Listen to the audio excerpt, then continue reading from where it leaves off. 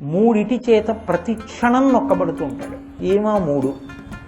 ఒకటి కాలము, రెండు దురితము, మూడు దైవము. మీరు బాగా జ్ఞాపకం పెట్టుకోండి ఈ విషయాన్ని. ఒకటి కాలము, మీ చేతిలో లేదు. కాలహ కలయతామహం అంటాడు భగవద్గీతలో. కాలము ప్రవాహ స్వరూపము, ముందుకు వెళ్ళిపోవడమే తప్ప దానికి వెనక్కి రావడం రాదు. ఈ కాలంలో ఏమవుతుంది? సమస్త జీవులు పుడతాయి. ఈ కాలంలో ఏమవుతుంది? సమస్త జీవులు వెళ్ళిపోతాయి. అందుకే శంకరాచార్యులు వారు ఒక చోట స్తోత్రం చేస్తూ ఒక మాట అంటారు, ప్రత్యాయాంతిగతాః పునర్న దివసాః కాలో జగద్భక్షకః అన్నాడు. కాలస్వరూపంతో ఈశ్వరుడు జగత్తును భక్షించుతున్నాడు, అంటే తినేస్తున్నాడు. ఇవాళ సూర్యోదయానికి నేను రైలు దిగినప్పుడు ఉన్న ఆయుర్దాయం నాకు ఇప్పుడు లేదు. నా ఆయుర్దాయంలో ఒక పగలు పోయింది, వెళ్ళిపోయింది. ఈశ్వరుడు సూర్యాస్తమయ స్వరూపంతో తినేశాడు నా ఆయుర్దాయాన్ని ఒక పగటి వేళ. రేపు సూర్యోదయం అవుతుంది, ఒక రాత్రి వేళ ఆయుర్దాయం తినేశాడు. అయిపోయింది నా ఆయుర్దాయం. రేపటికి ఒక రోజు పూర్తయిపోతుంది నాకు ఇచ్చిన ఆయుర్దాయం. కాబట్టి కాలస్వరూపంలో ఈశ్వరుడు ఆయువుని తింటూ ఉంటాడు జీవుల్ని. తింటే ఏమవుతారు? పుట్టిన వాళ్ళు పడిపోతారు. కాబట్టి దేనికైనా డేట్ ఆఫ్ బర్త్ ఉంటే డేట్ ఆఫ్ డెత్ ఉంటుంది. ఎడం పక్కన ఇది పెయింట్ వేస్తే కుడి పక్కన పెయింట్ వేసే రోజు కూడా వస్తుంది అని గుర్తు కదండి. ఏది పడిపోకుండా ఉంటుంది? అన్నీ పడిపోవలసిందే. పడిపోకుండా ఉండే అవకాశం లేదు, అన్నీ పడిపోతాయి. కాబట్టి దేని చేత మొదట నొక్కబడతాడు అంటే కాలము చేత. సరేనండి, ఏదో పుట్టాను చచ్చిపోయాను కూడా మీకు ఎందుకు అల్లరు నాకు ఎందుకు అల్లరంటే, దురితము అని ఒకటి ఉంది. దురితము అంటే జీవుడు ఒకడు ఉన్నాడు లోపల, యజమాని, కర్తృత్వం వహించిన వాడు. యజమాని అంటే యజ్ఞము చేయువాడు అని దాని అర్థం. యజమాని అంటే ఏదో ఈ తలగడా నాది అన్న యాజమాన్యం నేను చెప్పట్లేదు, యజ్ఞము చేయువాడు అన్న భావన చేత. ఇప్పుడు ఈ జీవుడికి దురితం ఉంది. దురితము అంటే ఇతర ఉపాధులు పొందినప్పుడు, ఇది కాకుండా ఇంకా ఇతర ఉపాధులు పొందినప్పుడు వాడు చేసినటువంటి పాపము పుణ్యము ఈ రెండింటి లెక్కల పుస్తకానికి దురితమని పిలుస్తారు. దాన్ని ఎవరు రాశారు? చిత్రగుప్తుడు రాసుకుంటూ ఉంటాడు. ఎవరా చిత్రగుప్తుడు అంటే?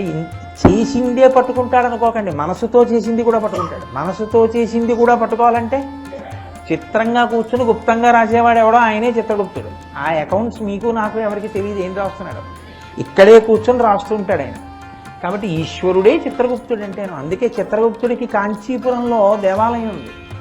చిత్రగుప్తుడి దేవాలయానికి వెళితే కాంచీపురంలో ఏమవుతుందండి అని మీరు అడిగారు అనుకోండి, అయ్యో నా దేవాలయానికి వచ్చి కొబ్బరికాయ కొట్టాడు, నా దేవాలయానికి వచ్చి హుండీలో 100 రూపాయలు వేసాడని మీ అకౌంట్స్ పుస్తకంలోంచి ఒక పేజీ తీసేస్తాడు అనుకుంటున్నానండి. అలా ఏం తీసేయడు ఆయన. కాకపోతే ఆయన పరబ్రహ్మతత్వంగా అక్కడ ఏమనుగ్రహిస్తాడంటే, నరకద్వారమును చూడవలసిన అవసరము లేని పనులు మీ చేత చేయిస్తాడు.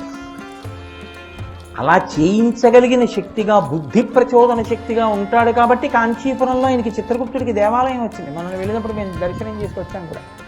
కాబట్టి దురితము అన్నది ఒకటి ఉంటుంది. దురితము అంటే చేసిన పాపపుణ్యాలు ఈశ్వరుడు ఫలితంగా ఇస్తూ ఉంటాడు తీసుకొచ్చి. తిన్న అన్నం జీర్ణమైనట్లు. ఏదో నేను సంస్కృతంలో దేవీ భాగవతంలో ఒక విషయాన్ని చెప్తుంటారు, కుభోజనేన దివసః. తినకూడని భోజనం, చెయ్యకూడని భోజనం చేశారనుకోండి, ఒక రోజు పోతుంది. ఎందుకు పోతుంది అంటే, కడుపులో బాగుండకపోతే ఇంకా వాడేం పూజ చేస్తాడు? కడుపులో బాగోలేదు, కడుపు విపరీతమైన నొప్పిగా ఉంది, ప్రవచనం ఏమిటి?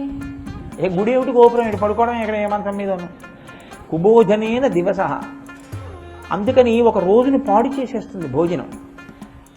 ఒక భోజనం లోపలికి వెళ్ళి ఒక రోజుని పాడు చేసినట్టే మీరు చేసుకున్నటువంటి, మీరు అంటే నేను కూడా, మనం చేసుకున్నటువంటి పాపపుణ్యములే మనకి సుఖదుఖములుగా ఇవ్వబడతాయి.